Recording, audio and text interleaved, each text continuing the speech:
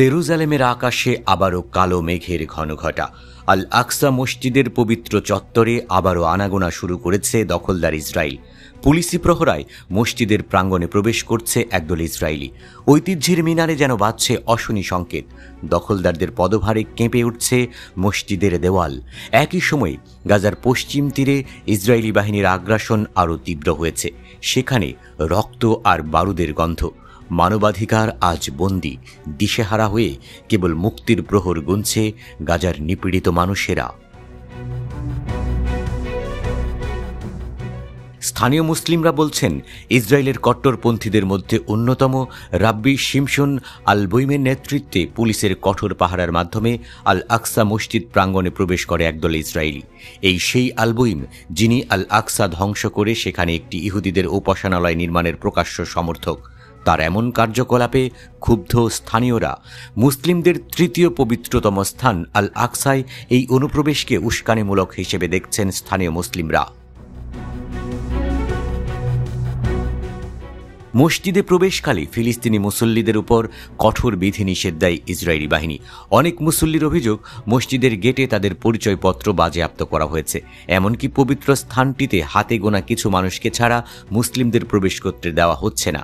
এই ঘটনার তীব্র নিন্দা জানিয়েছে ইসলামিক ঐতিহাসিক স্থানগুলোর রক্ষণাবেক্ষণকারী ধর্মীয় ও সামাজিক প্রতিষ্ঠান আল কুদস। তথাকথিত টেম্পল গ্রুপের মতো কট্টরপন্থী ইসরায়েলি গোষ্ঠীগুলো আল আকসায় অবাধ প্রবেশের জন্য ক্রমেই তৎপরতা বাড়াচ্ছে। আল কুদস আরও জানায়, বিতর্কিত ইসরায়েলি মন্ত্রী ইতামার বেন গাভিরের কাছে এই অবাধ প্রবেশাধিকারের দাবিতে একটি পিটিশন দাখিল করেছে ইসরায়েলিরা, যার লক্ষ্যমাত্রা ধরা হয়েছে আগামী ২৬ মে। দিনটি ইসরায়েলিদের কাছে বিশেষভাবে তাৎপর্যপূর্ণ, কেননা ১৯৬৭ সালের এই দিনে পূর্ব জেরুজালেম দখল করেছিল পশ্চিমী সমর্থিত ইসরায়েল। দিনটিকে পশ্চিম তীরের বিভিন্ন এলাকায় উস্কানিমূলক শোভাযাত্রার মাধ্যমে উদযাপন করে থাকে ইসরায়েলি চরমপন্থীরা। একদিকে জেরুজালেমের এই উত্তেজনা, অন্যদিকে পশ্চিম তীরে ইসরায়েলি সেনাদের অব্যাহত অভিযান পরিস্থিতি আরও জটিল করে তুলেছে। তুলকার্ম এবং নূর শামস শরণার্থী শিবিরে বিগত ১০০ দিনেরও বেশি সময় ধরে সাহায্য পৌঁছাতে দিচ্ছে না তেল আবিব। এছাড়া ইসরায়েলি সেনাদের টানা অভিযান বেসামরিক অবকাঠামোর ব্যাপক ক্ষতি করেছে। ঘরবাড়ি ধ্বংস, জোরপূর্বক উচ্ছেদের কারণে মানবেতর জীবনযাপন করছে গাজার বাসিন্দারা। নতুন করে হামলায় আজ অন্তত ১৩ জন ফিলিস্তিনি প্রাণ হারিয়েছেন, যার মধ্যে রয়েছে একটি শিশু ও ২ জন নারী। নিহত নারীদের মধ্যে একজন ৮ মাসের অন্তঃসত্ত্বা ছিলেন।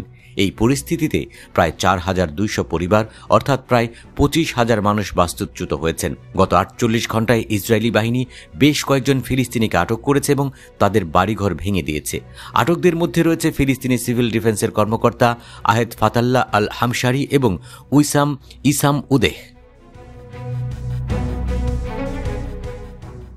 ইসরায়েলি বাহিনীর এই কর্মকাণ্ডকে প্রকৃত নিষ্ঠুরতা বলে অভিহিত করেছেন তুলকার্মের গভর্নর আবদুল্লাহ কামিল। নিরাপত্তার মিথ্যা অজুহাতে ফিলিস্তিনিদের জোরপূর্বক বাস্তুচ্যুত করার চেষ্টার তীব্র নিন্দা জানিয়েছেন তিনি। একই সঙ্গে তুলকার্ম এবং নূর শামস শিবির জুড়ে ১০৬টি বাড়িঘর ধ্বংসের আদেশ জারি করেছে ইসরায়েল। নূর শামসের মানশিয়া এলাকায় ইতিমধ্যে ১৫টি ভবন গুড়িয়ে দেওয়া হয়েছে। বাসিন্দাদের বাড়িঘর ছাড়ার জন্য মাত্র ২ ঘণ্টা সময় বেঁধে দেয় ইসরায়েলি সেনারা। এদিকে রেড ক্রিসেন্ট এবং অন্যান্য মানবিক সংস্থাগুলো গাজার বাস্তুচ্যুত বেসামরিক নাগরিকদের সাহায্য করতে গেলে ইসরায়েলি বাহিনীর বাধার সম্মুখীন হচ্ছে। অভিযোগ উঠেছে, ইসরায়েলি বাহিনী গোলাবারুদ ও সাউন্ড গ্রেনেড ব্যবহার করে তাদের ত্রাণ কার্য ব্যাহত করছে। এছাড়া গাজার লোকজনকে ধ্বংসস্তূপ থেকে তাদের জিনিসপত্র উদ্ধার করতে দিচ্ছে না। এই পরিস্থিতিতে জেরুজালেম এবং পশ্চিম তীরে বসবাসকারী ফিলিস্তিনিদের মধ্যে আতঙ্ক ও অনিশ্চয়তা আরও বাড়ছে। আন্তর্জাতিক সম্প্রদায় এই ক্রমবর্ধমান উত্তেজনা এবং মানবাধিকার লঙ্ঘনের ঘটনায় কতটা হস্তক্ষেপ করে, সেটাই এখন দেখার বিষয়।